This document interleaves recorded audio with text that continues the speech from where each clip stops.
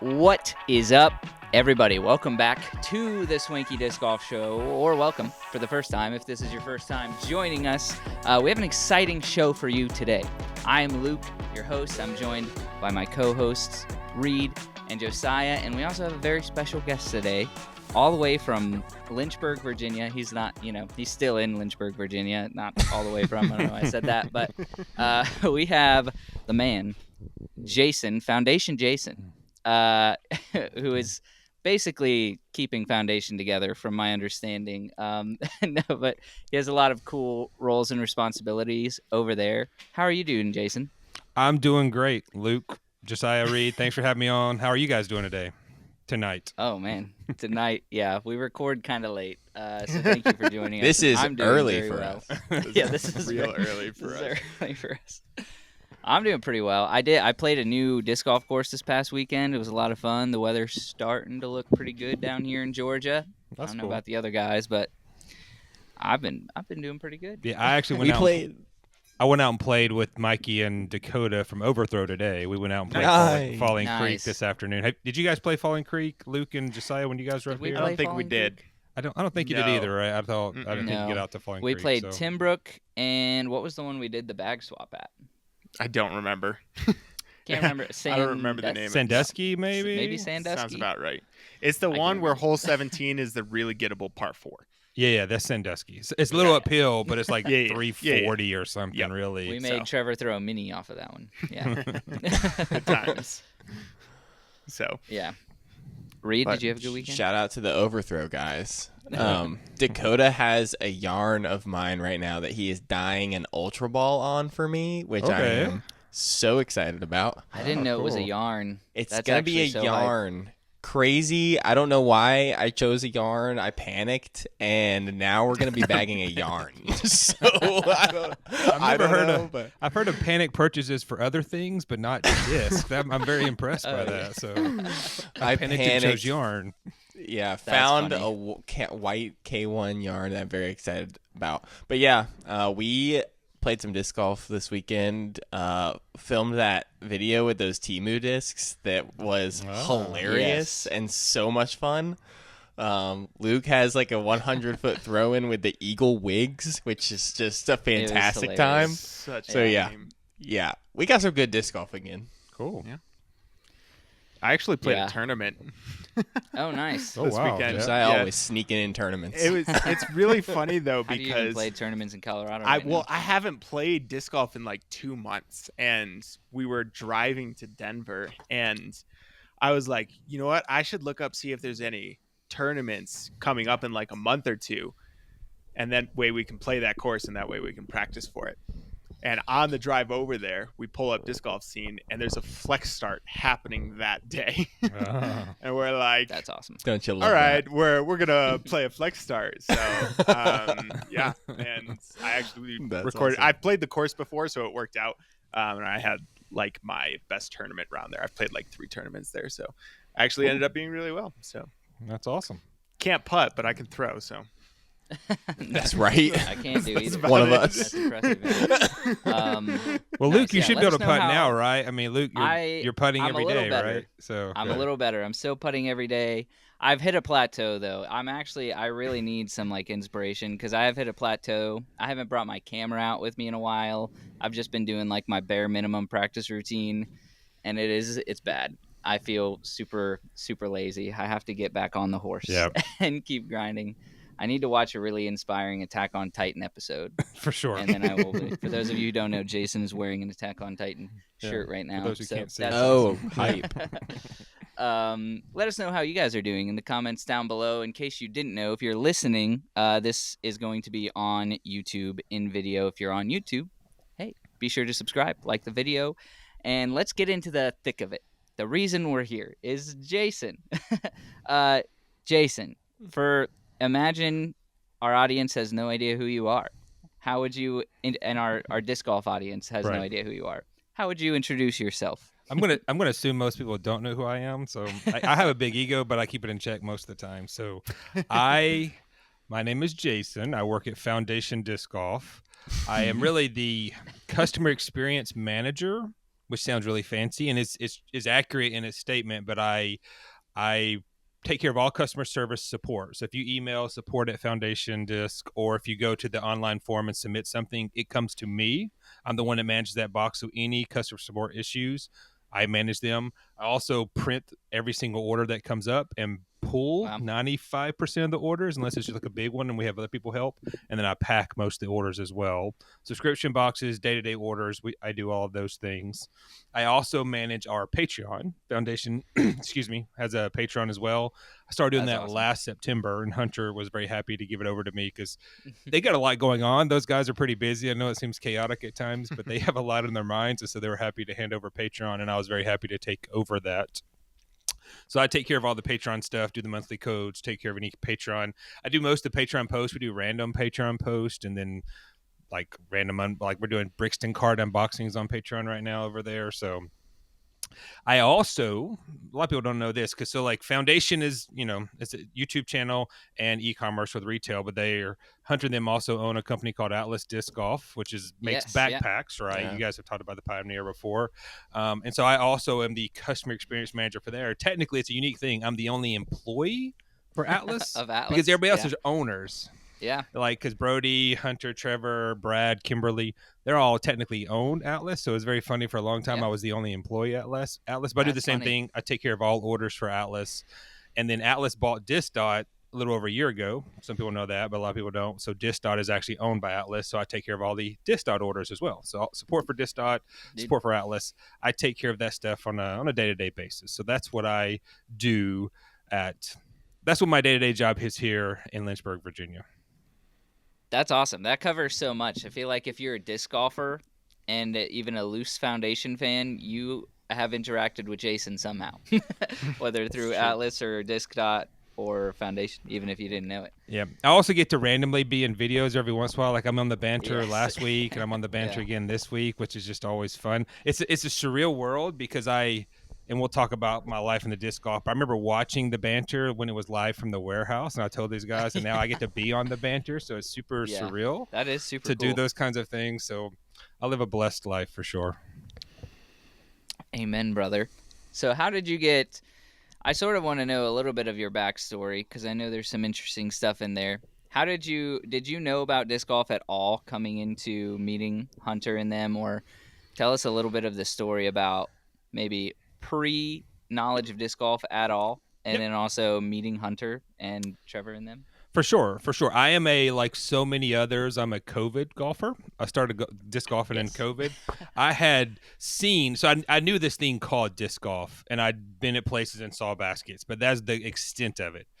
And then I actually lived on base. So I was in the Air Force for 24 years, retired from the Air Force 2 years ago. So loved it. Lived in Florida, Colorado Springs, Germany, Tampa. I already said Florida. I lived in Virginia. I lived over on the east coast of Virginia. Lived in Stuttgart, Germany. Lived in Grand Forks, North Dakota, of all places. Lived in Warner Robins, Georgia. So I have Georgia ties as well. Hey. Exactly, right? So those Macon courses. Yeah, but I never played disc golf, even though I saw courses around. And so in January of 2021, where I lived in Maxwell Air Force Base at the time in Montgomery. I lived on base, and they had like an open park, and they had 2 baskets there that I had seen for a year and a half. And then it was basically between Christmas and New Year's of that, our brother and sister-in-law were in town, our big board gaming family, and they're like, well, let's just go out to the park and throw Frisbees. That was really it. And we're just throwing regular Frisbees. Yeah. But there was a basket there. We're like, okay, let's just throw a Frisbee in there. And that just, I was like, well, that was actually kind of fun. And so then I went and bought an Innova, because you buy an Innova set off Amazon's first thing you do, right? And then I was just looking. So then you go into YouTube, right? You know this very well, guys, as YouTubers, and pre to that. And I started just trying to find whatever videos I could. And I saw disc golf in a football stadium. I was like, oh, that's cool. And so then I looked, and it's when Paul and popular Foundation, Paul and Brody and Hunter and them playing at Liberty. That video has 1 million views. Does it? I believe it. Yeah. But it's at Liberty, and so some more backstory. I got my master's from Liberty in correspondence. I got a master's of arts and religion from Liberty. Almost got out of the Air Force to actually go into full-time ministry many years ago when I was in Warner Robins. Awesome. It was we were very close to getting out, but that's when I got my master's of arts and religion from Liberty. Stayed in the Air Force, turned out great. But so my kids I have 3 kids, all 3 of them at Liberty. At the time, one of them was at Liberty. So I'm like, oh, wow, what is this disc golf at Liberty? Had no clue who Brody Smith was. My wife knew who Brody was from That's Amazing Race, of all things. She knew who Brody was, right? He was on That Amazing is Race. hilarious. That is But I didn't know. She's like, oh, that's Brody Smith. I'm like, who is Brody? I don't know who Brody Smith is, right? That's how limited my knowledge was. And so then I just went down the rabbit hole. I'm like, oh, wow, Liberty. Well, that's cool. Oh, wow, there's Foundation. And so then I became a Foundation fan by default, right? Just because they were Liberty, good Christian kids, right? All those kinds of things. It's where my kids are going to school, and all 3 of my kids end up coming to Liberty. So I'm like, okay, I'll just support Foundation. And then fast forward a little bit, Atlas gets formed. They start their amateur team. I, by God's grace, got picked up for their random amateur team, right? They have Atlas has an Ascent team, right? I had no idea. Atlas, Atlas Disc Golf Supply had an amateur disc golf team. So they have it's really sponsored? to support non-pros, right? Just to try to grow the sport. The first year was 2021. I didn't even know they did that. Yeah, it's kind of become less of a priority, which is okay. Just focus of everything else that's happened. So we still have a team, but it's not we don't push it as much anymore. And it was really just to help people grow the sport. It wasn't about growing Atlas. It was more about helping people in local communities do it. That's how, because Robbie was one of the first, Robbie C from Robbie C Disc Golf. Fans of Swanky should know Robbie as well. Routine attendee for Swanky stuff.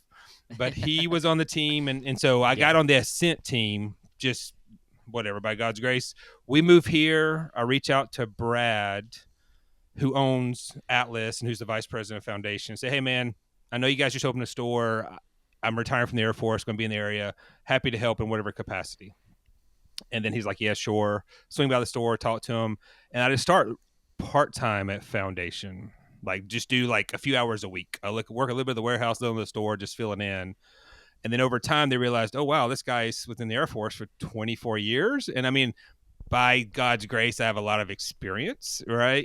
Just because I'm an old dude who was did a lot of managerial stuff for many years. I was an officer in the Air Force, so I have a lot of leadership and managerial experience. Dude, that's awesome. And so the snowball kicked off, and then I became full time. Eventually, went more hourly than I was hourly for a while, and then I became a full time employee.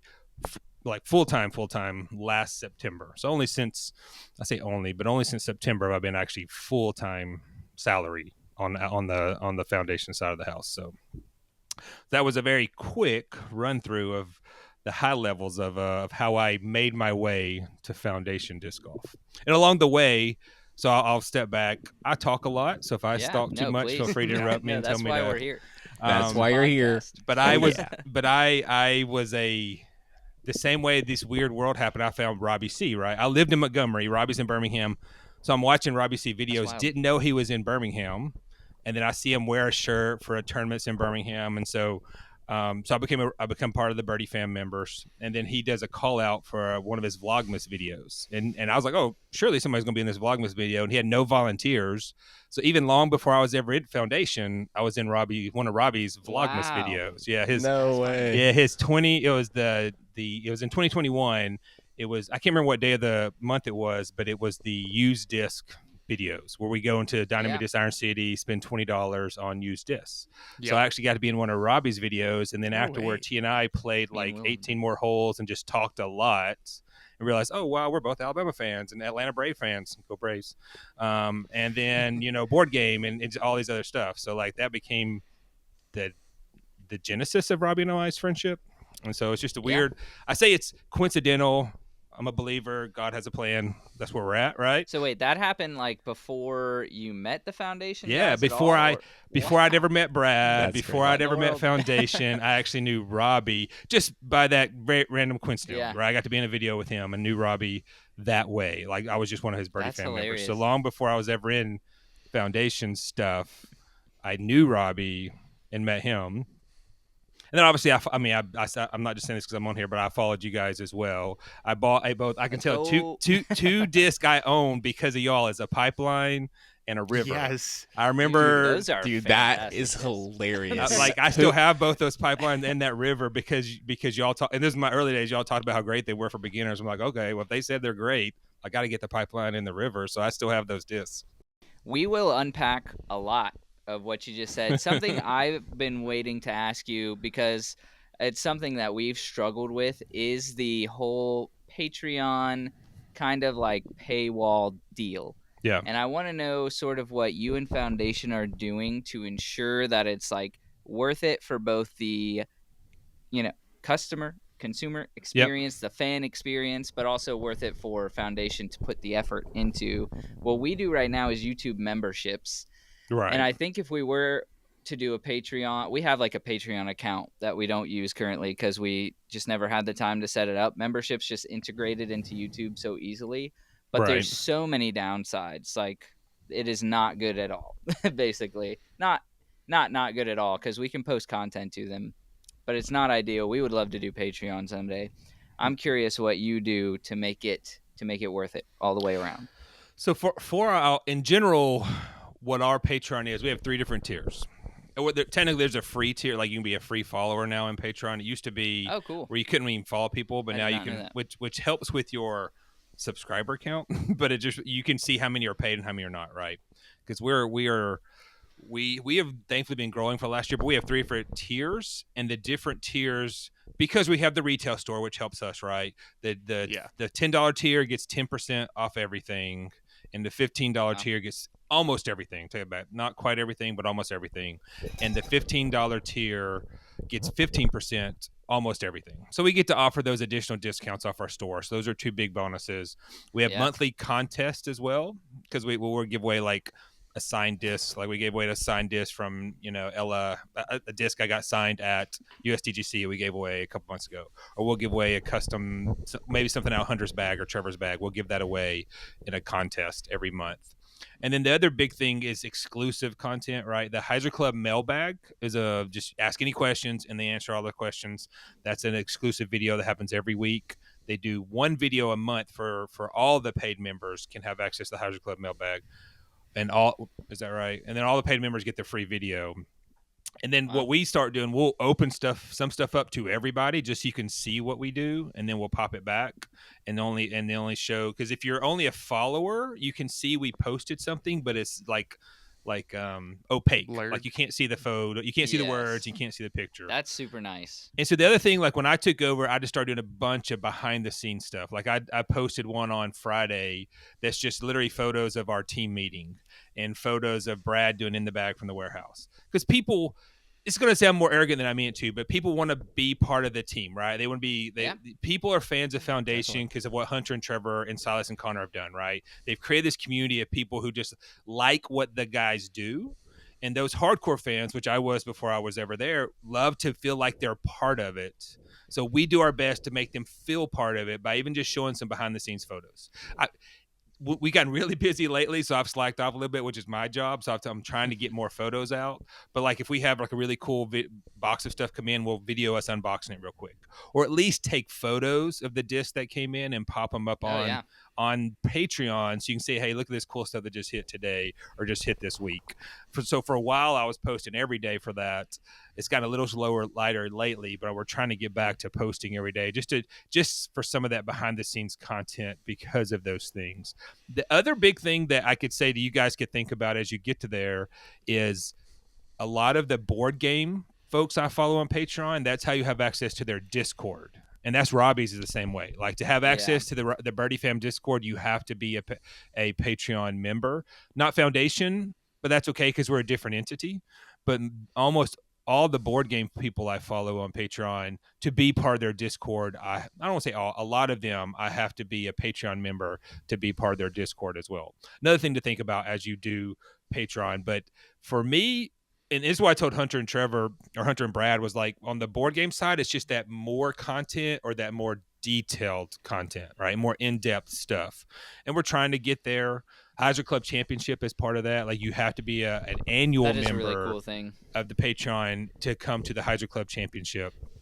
And it grew this year. We actually had more annual guys pop in this year because they know there's a chance to come to the Heiser Club Championship. So that's really the biggest things we do on the Patreon side, is just that unique content just for them.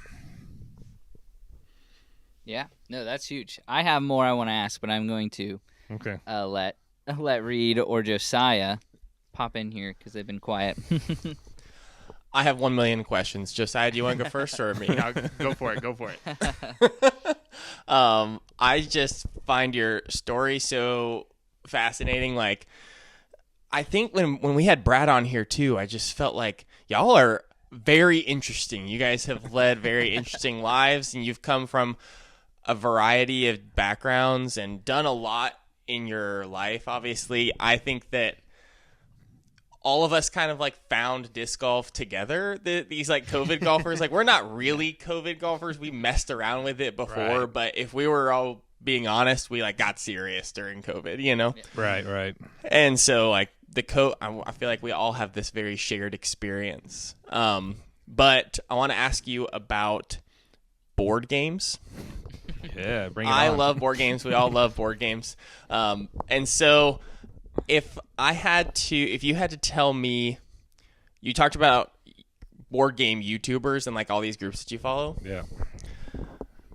What is one YouTuber for board games that has like impacted the way that you do what you do for Foundation? Like what is the one YouTuber that you've used to grow your role at Foundation? If that makes sense. I don't know if there is one, but share with me that insight that you've gained from those guys. I will say that the one, and this is this is coincidental. My answer is about to be coincidental, by the way.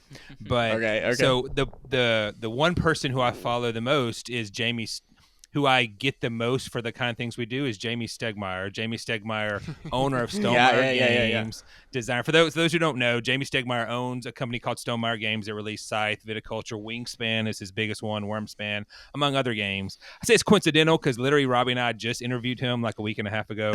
So this truly is coincidental for this. Yes, we should say this first. You have a podcast on board games. I have a podcast. Robbie and I have a podcast called Barge of the Board. Yes. It's released on all the podcast platforms and it's on YouTube. We're going to eventually start doing content as well, like game reviews. Cool. And we've talked through some other stuff. Like I have a series we're going to do like 5. So Barge of the Board is focused on newer and beginner gamers. So we don't go, if you're a hardcore gamer, you can watch us to hear about something you haven't heard, but we're focused on newer gamers now.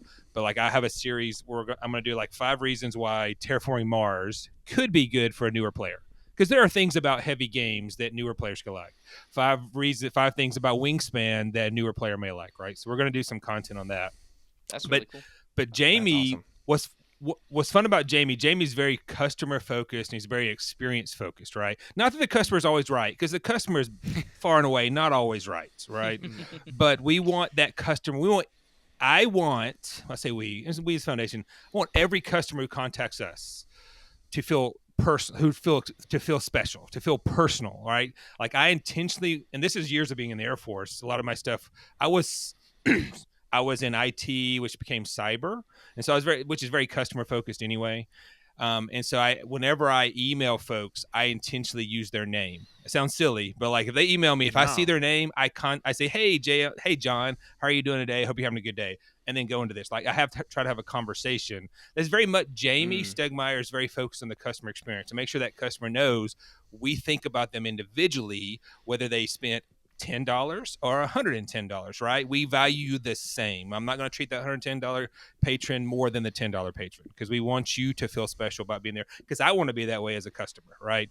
And there's no doubt Jamie Stegmaier is very focused on the customer experience. He's not focused on getting the most bang for the buck, making a ton of money. Like he intentionally doesn't do Kickstarter stuff. He doesn't do wild deluxe upgrades for his games. Like in the board game world, you can go insane with upgrades. I fall in that pit sometimes too with me spending way too much money on the metal coins versus the cardboard tokens and the full minis as opposed to the little standees, right? Yeah. Every time. But Jamie will tell you he very rarely does deluxe stuff because he knows people will feel obligated or have FOMO, fear of missing out, on getting the cool thing.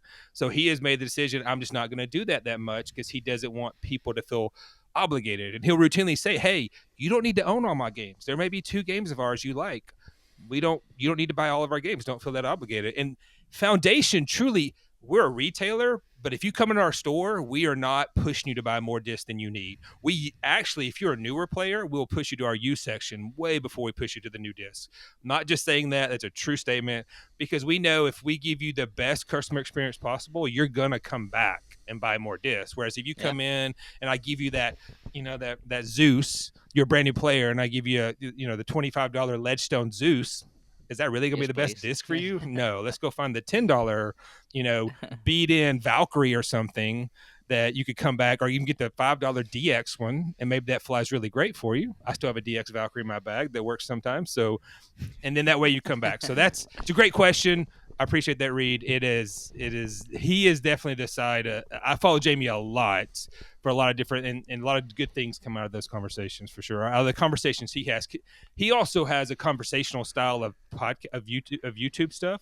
Another side note for Jamie, he's turned off all ad revenue. He has no revenue on any of the stuff he does. So he puts out a lot of YouTube videos, but he's turned off all revenue. So he doesn't do the YouTube stuff in his podcast for any money. He does it really just to share information, which I think is great.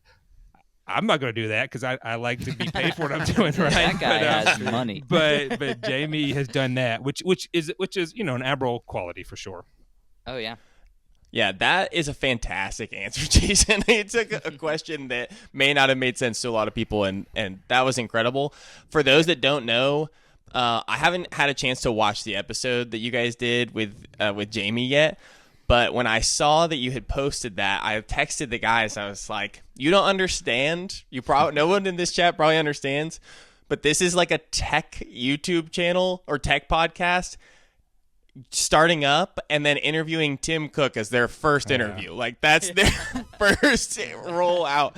They're interviewing the head of potentially the most popular gaming studio or board game studio out there. But I cannot wait to watch that one. And for what it's worth, and I think this speaks to you as the customer experience head at Foundation, I can see Foundation's focus on the customer experience in not just the way that like the process works at Foundation, but in each individual person and the way they talk about the business.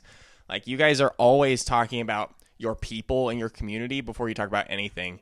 And so I know that's at the heart of everything that you guys do. So I appreciate that. Mad respect for you guys. I appreciate that. All right, Reed, I have the question for you then, since you asked that. Is there a non-disc golf YouTuber who you've watched has shaped how you do your YouTube content? or do you watch other YouTubers, non-disc golf YouTubers? How about that? Or podcasts? Yes. Yes. Yeah. I watch plenty of them. What is one that has influenced how you do your life, or your not even your YouTube life, maybe your day-to-day life? That's a good question. And I'll give you a board game answer. Okay. I don't know if you've seen, I'm sure you have because you know way more about board games than I do, but there's a board game channel called Actual Lol. I think he's based out of the UK, and he does a lot of list format stuff, which is a lot of our content as well. And he does this super, super well produced, informative, and often consumer friendly to a fault. I mean, presuming that all of his potential sponsors are the people and games that he's informing you about, he is not afraid to rip into some of these games and like tear them to shreds. And often his most popular videos are like 10 reasons you don't need all of the games that you have on your shelf, like those are his most popular videos. So I guess we kind of did do that with the Buzz. And we could find more from him as well, but like just the really like going out on a limb for his audience and his user base is he's probably the one, like the list maker that has inspired me the most, as it's similar to what we do. Yeah, that's one of the reasons I fell into liking Swanky, because I still love. As a board game guy, I love lists as well, right? And that's always going to pull people in. And I love y'all's tier list you've done. I've done the different lists you've done. Congrats for the Hex winning the 5-speed March Madness. I was voting for the Hex all the way. I saw that. Me too. On Insta. That is Will's thing. Will every year. It was Will's idea. He was like, I want to do a March Madness bracket. And he logs into the Instagram once a year and does a March Madness. That's great. Yeah. I mean, the Hex was going to win that. Yeah. Come on, is It there any- slammed the buzz. It wasn't Yeah. close. It wasn't close, yeah. It got a lot of votes too. Like Yeah. the leading up to it, it was getting a few votes, but there were a lot of people participated. It was funny. Yeah, that's cool. I have a quick question. You've talked a lot about customer service and how that's a primary focus of Foundation, but you've also mentioned that you got a lot of that from the Air Force and the years of experience there. Now, coming from someone who spent 12 years in restaurants and retail, and I am dealing with, your average person on a daily basis, I don't normally expect someone to be like, oh yeah, I'm really good at customer service because I was in the Air Force. So how did that translate? Because clearly you know a lot about customer service, just because that's what I still deal with on a day-to-day. But how did your experiences in the Air Force translate so well into customer service? It's pretty easy. I can give you three ways, right? The first one is I was an IT guy, information technology, communications and information systems, cyber, whatever, right? So in the Air Force, like we have the very cool communication systems that the aircraft use, that the space systems use, that whatever use. But there's also your phone on your base and your base computer, right? And so inherently, as an IT professional at a base, you are a customer service professional because you're making sure the comm works, right? And that's our whole joke in IT was that if no one knows your name, it's a great thing because it means they're not calling you about anything, right? And that's why comm gets no love. Gets no love. I'm an old guy. It's really called cyber now, but we called it comm because it's communication information. So that's why the cyber guys, the cool cyber guys, get lots of love. Cyber defense, cyber attack, all that kind of stuff. But the guys that keep your computer up, that keep your phone working, they get no love.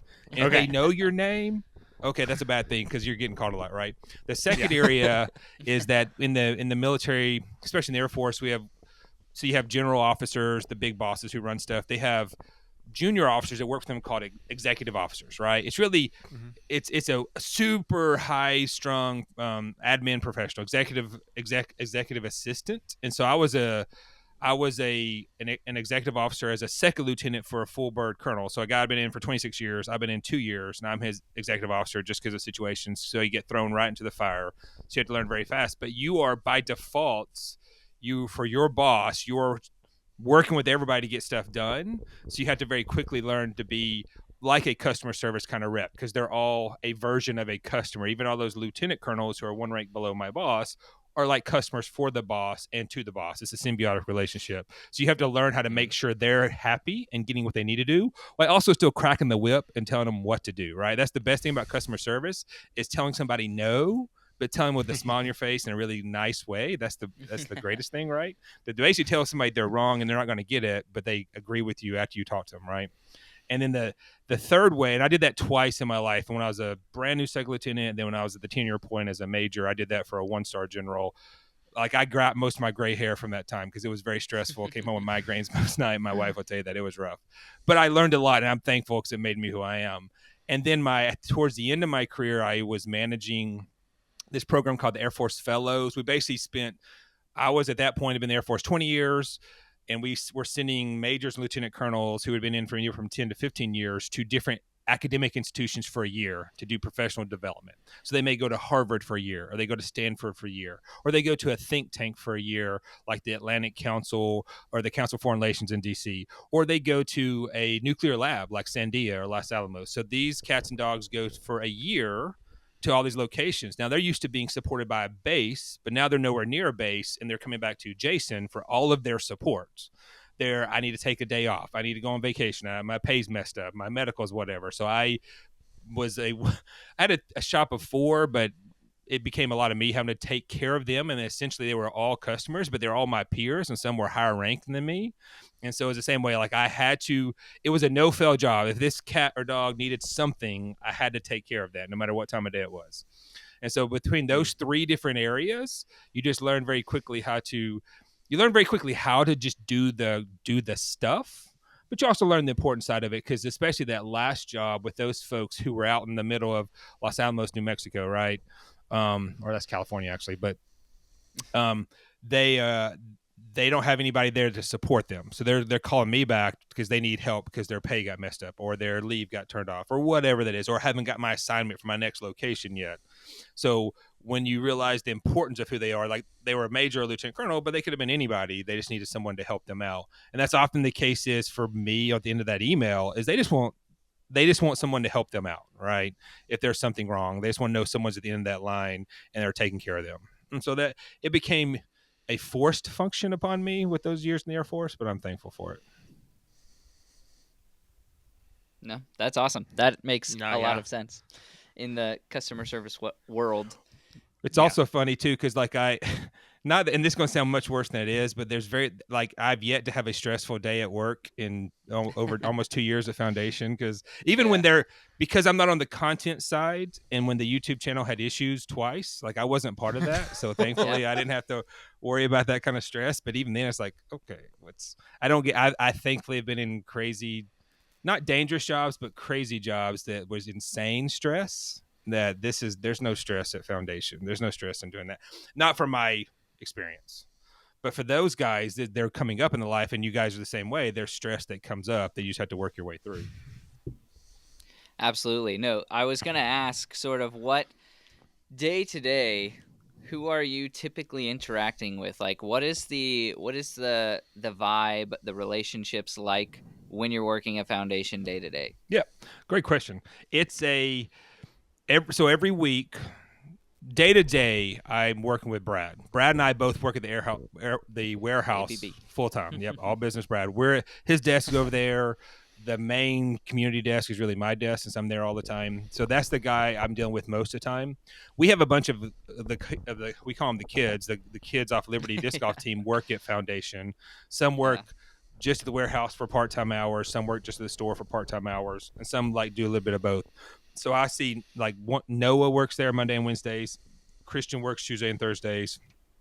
And so I see them every week on their routine times. They're there at the warehouse. The guys come by for random things, different times. Like if they swung by to grab some new discs, they swung by to have a quick meeting with Brad or somebody else. So Hunter and Trevor, it's more Hunter who's just running around doing his, president of foundation stuff. He pops in and out every Friday. And the guys have talked about, they record the warehouse walkthrough, but then after that, Hunter, Trevor, and Brad have basically a marketing meeting, for lack of a better term. They talk about more than marketing stuff, but they talk about bigger stuff, talk about the next couple months subscription box. They talk about a junior tour series, a local disc golf series we're doing. Do big planning for Worlds, right? Worlds is going to be in Lynchburg in a few months. They talk about that you guys are wanting to come up sometime soon, so they got to work out the dates. Talk about the next time Robbie comes up. So that's every Friday.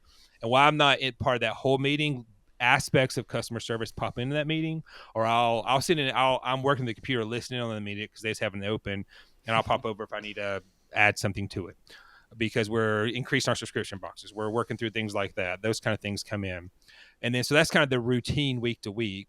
Once a month, we have a full team meeting at the warehouse where everybody comes together and we just get caught up on stuff from the previous month.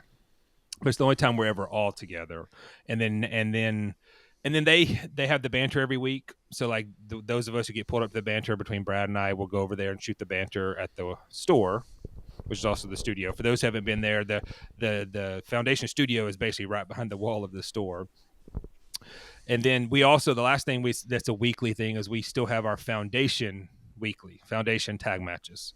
So that's what I was going to say. Wasn't there also, I think they mentioned that. Yeah. I run that. It's like the first year, nice. It's funny. There's so many little things I've taken over because nobody else wanted to do it, and I will happily do it because it's easy. But we need someone like that. So we do the foundation. We do. I can be hired as a contractor if you need me to. So. No. So nice. we do a weekly, and the time just changed, so it goes to the afternoon. But we were doing it in the morning, and we have tags for the year that say foundation staff. And we just do a traditional tag match, cool. And we just kind of rotate it through. The mornings are harder for the guys because they have all the AV guys. Because Silas has drive an hour away, so he doesn't come to the morning tag matches. Two of them have kids. Connors and Gabby are on their way for their first kid, right? So their life is getting busy. So mornings are tougher, whereas afternoons are a little easier. And now that the time's changed, we've gone to the afternoon, and we had our first tag match last week at Peaksview. We've had tag matches all year, but it's our first afternoon match, and we're doing Falling Creek this week. I'll often do it the same. If I have a tournament that week at a course, because I have a tournament at Falling Creek on Saturday, and since I run the matches, I'm just going, we're going to do Falling Creek on Thursday for our tag match. So we good do. Deal. We rotate that between Wednesday and Thursdays because the guys can't do it at all on Tuesday. And when I say the guys, the content guys can't do it at all on Tuesdays. And then we'll rotate it between Wednesday and Thursday. So the kids that work at the store, if I do it every Wednesday, well, then Kyle can never do it because Kyle works Wednesdays. If I do it every Thursday, well, then Clayton can't do it because Clayton works or whatever. So classic. What tag are you sitting at? What tag am I sitting at? I'd have and to my who's bag. winning? I'm winning just because I haven't missed a match, right? The reason I'm Very winning nice. is because I haven't missed a match. It's easy to win when you're there every week, and so our scoring is, I don't know if this is how everybody does it, but this is how Hunter did it the first year. So if you get first place, you get 3 points, and then 1 point for every person you beat that week. So if there's 10 people there, So you guys have, you're going to get 12 points and you win. And then second place is 2 points, 1 point for every person. Third place is 1 point, and then 1 point for a person you beat. So if you finish in last place with at least 4 people there, you get no points. But I have the 1 week I went off. Like, well, I've had 2 really good weeks at Peaksview, but like I had a couple weeks ago, I shot 10 down at Peaksview. But of course, Kyle shot 13 down on the same day, and I'm like, come on, Kyle! Like the day I Kyle. But what was bad was Brad and Nate weren't there, and they had the 1 and 2 tags, so we kept. Nate, I think Kyle and I kept the 3 and 4 tag that week, even though we went off. Nice. So that's just the way. I have the 5 tag right now. Hunter just won the weekly, but he didn't get the 1 tag because they weren't there. Because Nate or Brad missed. Blame Brad for that one. So yeah. So I don't know what the points are, but I'm leading them just because I was leading beforehand, and so we'll see in a few months as the college kids play. There is no doubt. Clayton Lewis, 1,000 rated. He's going to destroy us all. Like, he will win every week. There is no doubt, unless he has, unless one of us goes off at a short course and he has an average day and he shoots only 13 down on that average day, and one of us can catch him on a short course. That's it, because Clayton's going to beat us all. I did not know that. Does he have Pro Tour hopes? I haven't really talked. He has Pro Tour capability for sure, Okay. but I've never really, because he works at the store. I never actually get to talk to Clayton because he's always at the store because of his schedule. Gotcha. So I've never talked to. He just hit 1,000, but he definitely has the ability. Like a lot of guys have Pro Tour ability to hang. Yeah. And Can you do it? Yeah. Can you make it happen? It'll be interesting. So I think he's going to play Worlds because he's qualified for Worlds. Cool. And so that'll be fun because he knows That's New sick. London really well. Yeah. So it'll be interesting to see how he does against the big dogs in his backyard. So that'll be fun. Dude, yeah, we gotta play New London when we come up, and I am partially looking forward to it. I'm partially not looking forward to it at all. I've played New London I cannot wait. once, and it's so long. Like, it is so short. I mean, Yeah. the amateur tee is long enough, but New London longs is for real. so long. So When we came up last time, we did a video where we bought some classic shopping spree challenge, bought some discs from the store and went out to play, and we were like, we'll go to New London, playing with 3 discs that we've never used before. Oh my gosh, yeah. And we were like, after a few holes, we were like, this is not, like, we're not even getting flights of the discs, really. This isn't watchable We content. should probably go to a different course. So we went to Timbrook. Jason, I have another question for you. All right, Reed, far away. Okay, as a disc golfer, leave your time at Foundation behind, leave your board gaming behind. Now we're just talking about Jason, the disc golfer. Man. We've all had like these like close to God moments on the course where you throw in from 100 feet or you want your first ace or whatever. Like, what was this like moment in disc golf? Your favorite shot you've ever thrown, or like that moment where you're just like, disc golf is life. You know, you just looked up and the heavens opened up, and that moment, I want to hear about it. I have one that I'll say this one because we still joke about this one today. It was before as I had just started playing. And so what I would do is I would take all my discs out to that field at Maxwell Air Force Base, and they were actually movable baskets. They had been there like forever because they were like rusted, but they have like a single wheel you could pick up and move.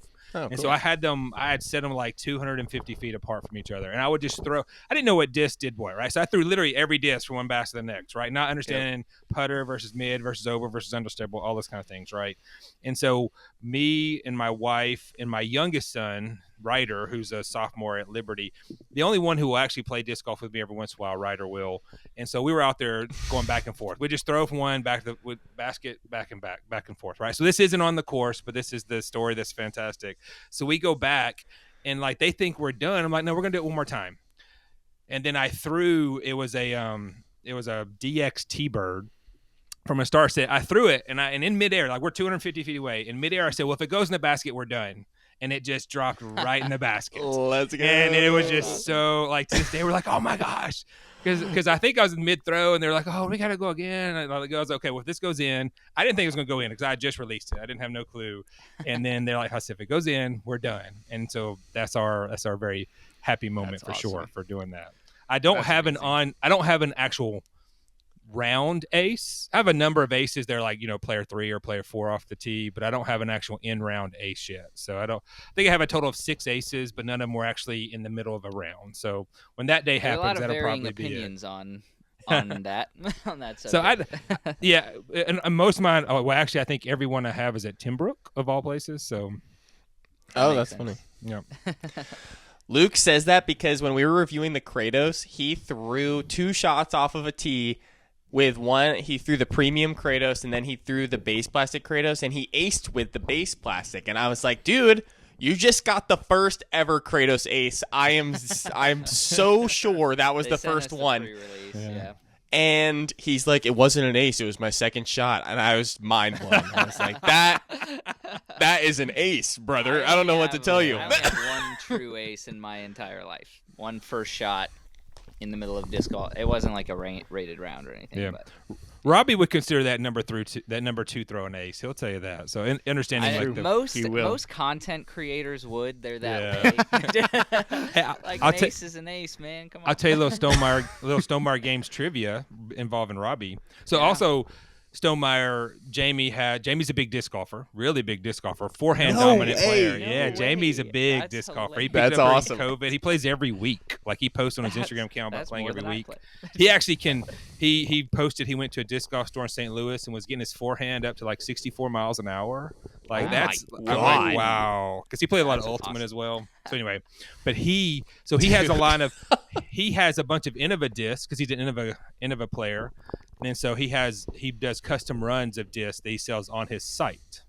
Wow. And so the R Pro Pig, Robbie's disc, right, is a scythe. Yeah. Is inspired by scythe. So I bought 2 years ago or a year and a half ago, I bought a couple of pigs and sent them to Robbie, the scythe pig.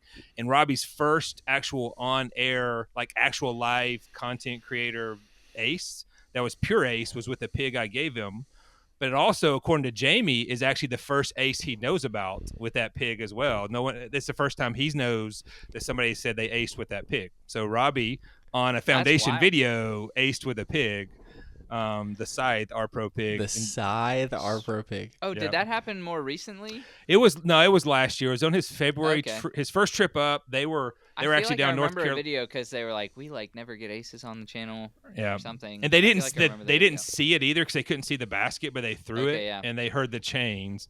And it was a random trip because they were taking Brody down to North Carolina because Brody was flying out of North Carolina, but they were still trying to get a video in. So they got a video like in Greensboro or something like that. So random, by the way, all that stuff. But Josiah has a few good ace stories, including his first ever tournament. Yeah, that's true. We have that on camera. I need to hear about it, Josiah.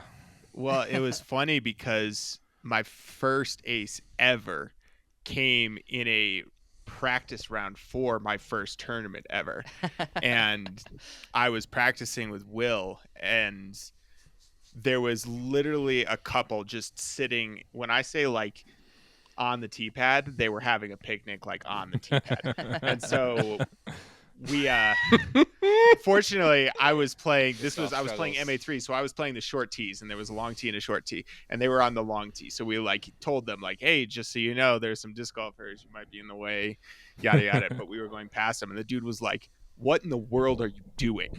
Had no clue what it was. And we're like, oh, it's disc golf. You throw off the tee. And he was like, oh, that's really cool. Can I watch you? And I was like, sure. And he's like, do you mind if I film you?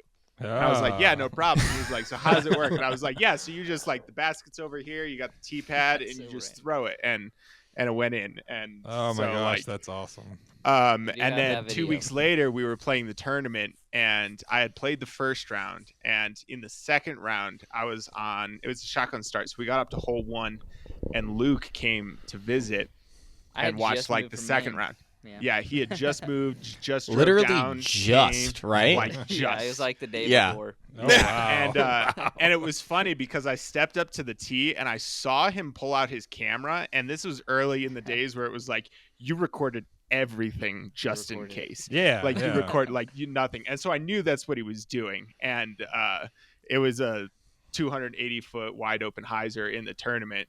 And it just dropped right in. And Oh, so that's so we awesome. had the running That's joke that I could awesome. only ace on camera It was crazy, after that.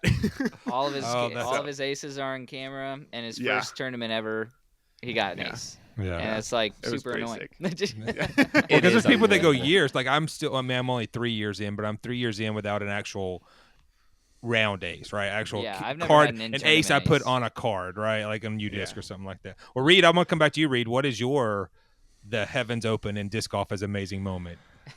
Dude, I owe a lot to the heavens in disc golf. Dude, no, he does though. You don't Dude, understand. let me tell the Literally story, does. Luke. Let me tell the story. But I have It's so I stupid. have like 4 rated round aces, Wow. and 2 of them Wow. are like genuinely some of the worst there for throws 2 of I them. have ever thrown in my life. Both the 2 I'm speaking about are both on the same property up in Lula, Georgia. I think Robbie's played there before. Robbie's Yes. definitely played Um, there before. But Lula has 2 courses on it. They're really nice courses, actually. Isaac holds the course record at the OG course there. But anyway, both of them were just terrible shots. I threw one of them on hole 2 of a tournament that was this. I was playing forehand only at this tournament, and Yeah, it was a because you had backhand ruined your hole. Yeah. Yeah, I like tore my finger open, so I Yeah. was playing forehand only for this tournament, and I threw this horrible forehand that somehow like it's like 20 feet above the basket. It's It's the type crashing of through throw all these where Us, trees. his card mates, were like, keep an eye on that. Keep an eye on Yeah, that. yeah. It was gonna go 100 long down a cliff, and I hit a tree and ricocheted straight into the Oh my basket, gosh. which was Wow. unbelievable. I love I it. think before we let you go, I want to play a quick game that we like to play over here at Swanky Disc Golf, and we're Okay. gonna blind rank some discs. But I need Okay. to ask first, what's your like? Do you have a favorite manufacturer? Or you're pretty like open bag. I am open bag, but my favorite would be MVP. If I had a favorite, it would be Okay. MVP. So Let's I'm- go. I'm an open. That I makes like this technology. so easy. Okay. All right, so I'm going to say a disc, Yep. or I could have Reed or Josiah do it. I'll do it first. Maybe we'll do one or two. I'm going to say a disc, and you have to rank it from 1 to 5, 1 being the best, but you don't know what the other discs are. I'm Oh, going to say the other discs after it. and Okay. you have to One try is and the get best. So list the as that. lower the One is number the is best. the okay. All right. Yes. And you're gonna give me 5 discs, though. Is what you're saying, I'm right? going to give you Okay. 5 Yeah. discs. Okay, but okay, I'm I going got to give you, you I one got at you. a time, Okay. and you're going to have to rank them. Okay. All right. I'm ready. Let's go. So, okay, let's go ahead and start off with the. Let's do the MVP Pixel, Axiom Pixel. Is it the Oh, that's a Axiom or tough MVP? one because the Axiom Pixel just made the bag. Like that Ooh, thing. okay. Have y'all thrown? I assume y'all have all thrown the Pixel. Has anybody thrown We the have Pixel? actually have literally not. not. We Oh, have not thrown wow. the pixel. It is. I'm a noodle arm. I'm not a super slow arm, but I'm not a fast arm, right? But when you catch the Pixel right, it is dead straight. Like the first time I saw the Pixel, Dakota and I were playing Timbrook, and on hole 18, one of his first throws, because he'd been putting with it, was dead straight. Just hit the very top of the basket. He almost aced the first throw. I'd seen him throw the Pixel, and so, whew, that's tough. It's because I'm gonna go. Because I don't know what else you're gonna say, and I love the Pixel I'm right writing it now. Let's down be now. clear. That's what's tough because I really love the Pixel. I could do a Pixel only round. So I'm gonna say 2. I'm gonna rank it number 2. Okay, not knowing what 2 else. is Wow. high. Because Two I is truly, I mean that honestly. I could do a Pixel with the shorter course, or maybe even Falling Creek. I could go Pixel only for the entire round and be happy. Nice. Okay. Okay. That's pretty good. The next disc is going to be the Innova Valkyrie. Oh, come on, that's tough. Now the Valkyrie goes in and out of the bag. Let's be clear, like that. Okay. It's funny. The video I did with Robbie, I didn't know disc and I didn't know Valkyrie at all. And the Valk was one of the 3 discs I got that day, and that's what I became a Valkyrie guy that day. And I still have that disc upstairs. It was DX, so super beat up. It's not worth it anymore. And so I went to the Valk for a long time. Then Valks left the bag, but they're back in the bag. But it's definitely I love the Valkyrie, but it's definitely a 4 because it comes and goes, right? It was out of the bag for almost a year, and it's back in the bag right now. But there's so many other 9 speeds that could replace it for me. So, Nice. 4. That's a good spot. 4. That's a good spot. I'm going to let Reed say a disc. I have the last 2 filed, but I'm going to let Reed say a disc. Ooh, a guest shot? Okay. Yeah. Fair enough. Let's say, I don't know anything about what you're throwing, but I'm going to say I'll say the Discraft Buzz SS. I've never thrown the Buzz SS. I do not like the Buzz at all. Ooh. Yes. So That's wild. it just doesn't. Buzz SS is a very different disc. That's what That's people tell me, true. right? That's That's what people true. tell me. And ironically, I have 2 in my possession now because Brad and I do this bag draft challenge on In the Bag. And so our last where we play each other, we draft discs, right? If you guys watch In the Bag, or for those who watch In the Bag, we'll draft a bunch of discs, or Robbie and Brad will. So the Buzz SS I drafted. So I have 2 upstairs that are beat in, but I've still not thrown them. So if I put the Valk at 4, the Buzz SS has to go at 5 and people say it's a different disc, but I haven't thrown it yet, so it has to be a 5. That's a good 5. That's a good 5. All right, the next disc That's a is gonna safe be 5. The Envy. Oh, that's tough. The Axiom Envy was Envy. the Envy was the first disc I fell in love with in disc golf for sure, 100%. Okay. And I had That's by a COVID golfer thing. right, but That's by, right, that's by, good. and I will by pure coincidence, I had started throwing it before the holy shot. Pure coincidence. Wow. I'd put it in way. before the holy shot, by a couple months, but just pure luck. There's no specific magical whatever. It just was in the bag, and it hadn't become my favorite disc at that time. And then when James hit the shot, everybody went crazy with it. But it was my favorite disc for a long, long time. And I don't even have an Envy in the bag right now, though, because I work at a disc golf I work at a disc golf retail store. I get access to way, way, way too many discs. Yeah. So I don't know what your number. I don't know what the last disc is going to be. So it has a. It's tough. It's tough. It would have to be one. It has to be more than the Pixel. Even though I don't throw the Envy now, I loved it for such a long time. And when we were doing Glow, I had my Eclipse Envy out and forgot how much I loved my Eclipse Envy. Dude, the Eclipse Envy is basically a driver. Yeah. Kyle Sennett, Kyle, who works at Foundation, he's an Eclipse Envy guy, and he will just throw it everywhere with the most amazing shots. It's insane. It's awesome to watch him throw the Eclipse Envy around the course. So it So has it's your number 1? it has to go above the Pixel, right? Okay, yeah. And I'm worried about what the last one's going to be, so we'll find I out know how what the good or last bad. one Don't is. say hex, bro. I If know you say he hex, if you don't go last. hex, because that's just know. wrong. If you say hex, That's you know just that. disrespectful. The final disc, Change I it, Luke. have it Change it. written down. Is If the you s- hex. Is the That's X. just wrong. I knew it was gonna be, bro. I knew it. I thought that I was going to debated be. doing a good one or a bad one because if Yeah. he leaves number 1, and I say like Buzz. Yeah. But I wrote it down as hex.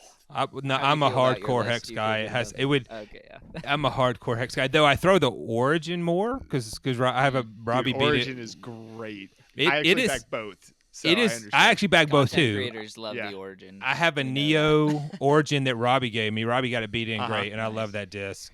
But I also have a Fission Hex, Yep, that's Oh, exactly yeah. what I do. and those are the 2 discs I have, and Yeah. I love them both for So sure. the Fission Hex is your favorite?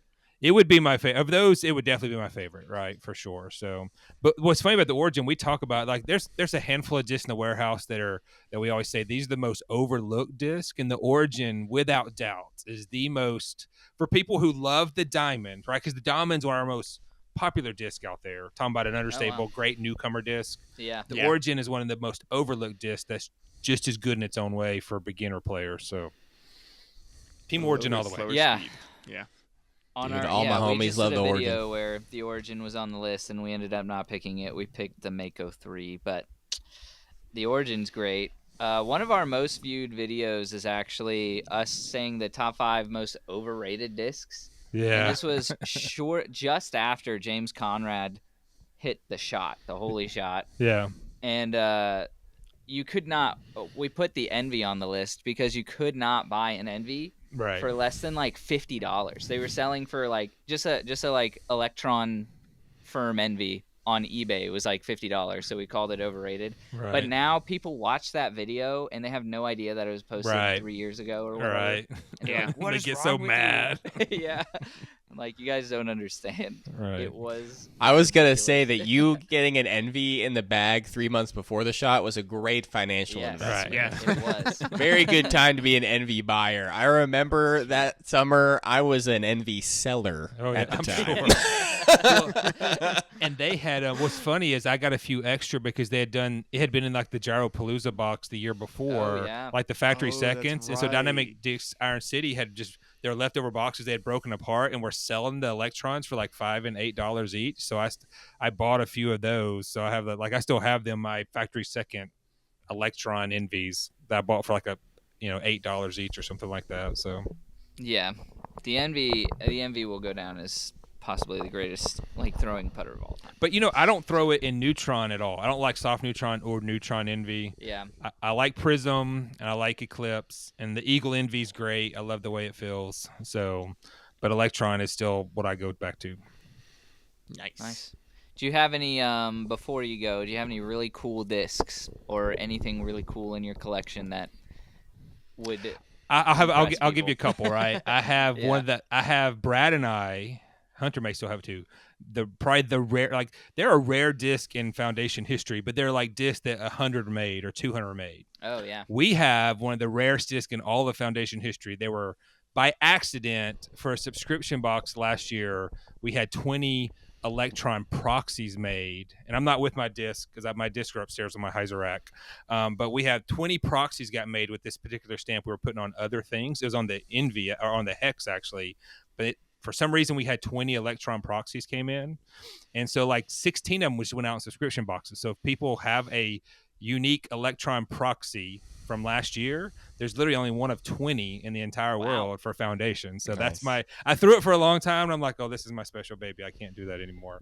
And the other one I have that's like cool or rare or whatever is that when the Lozado came out, like the pink rimmed ones, the pink and white ones were the super Yes, rare. yeah. We ended up getting a few, but we kept a couple to do these giveaways, and they gave it on my 1 year anniversary at Foundation because I'm a Hex guy. They gave me that pink one as a gift, right? So it's up on top of my Heiser rack. 'Cause I already had a Lozado as a thrower, so it's upstairs on top of my Heiser rack. Is probably my two like very cool, very unique discs. I happen to also have these guys called Stay Swanky Glitch and a Stay Swanky Envy upstairs as well. So The Stay Swanky glitches went pretty quick.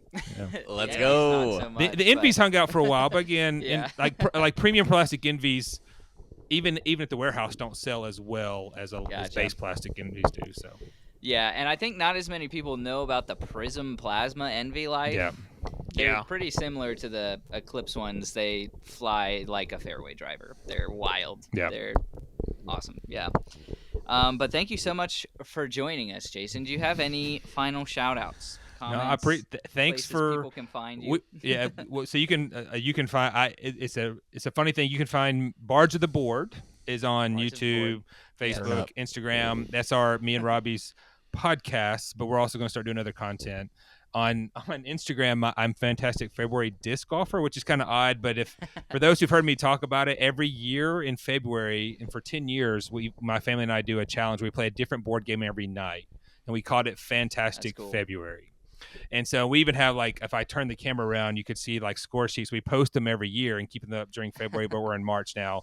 We can see the last few years, and we even have this year we use stickers of Disney stickers for first place and animal stickers for second place, and we score we label every day what game we play every day and who wins, and it's a point-based system. I won this year by one game. It was 29 Wow. days in February. I won 15 games, so that's fantastic. February. Fantastic February Disc Golfer. I also have a Fantastic February Games one that I don't post on because all my game stuff has gone to Fantastic February Disc Golf. It's weird. Like I try to alright. change it back It's to a catch-all. Jason, but then no one knows who that is on. So anyway, it is what it is. So Yeah. I appreciate you guys coming on. Yeah. Before we came on the air, we were talking about it. I think before we came on there, before we started recording. But like 2 of the discs in my collection that I throw are ones I got from y'all's recommendation from the very beginning. The River and the Pipeline, 2 fantastic discs. The River is in my bag right now. I have a different one, but someone died a Barge of the Board River for me, so that's in my bag right now. That's awesome. And so I appreciate you guys asking me on. I'm big fans for sure. Y'all were this true statement. Robbie C, Swanky, and Foundation are the ones I started watching at the beginning. So I lived this very weird life that I was fans of all this, and now I get to know these people. Overthrow was the other one, and I'm Larry Dakota and his wife Marissa come over awesome. every few weeks to play board games with us. So he's part of my board gaming That group is so now. cool. So Guys, we need to move to Lynchburg. No, just telling you, know, Lynchburg's the right? place to be. Like Robbie will never move here because his life is down there. But like, if we could get Lindsay up here, it would be great. So appreciate you guys having on. Thanks so much. Absolutely. Yes. Thank you again. Be sure to go check him out, guys. Be sure to subscribe if you're watching on YouTube. If you're not, go over to YouTube, subscribe, leave a comment down below, and we will see you guys in the next one. Stay swanky.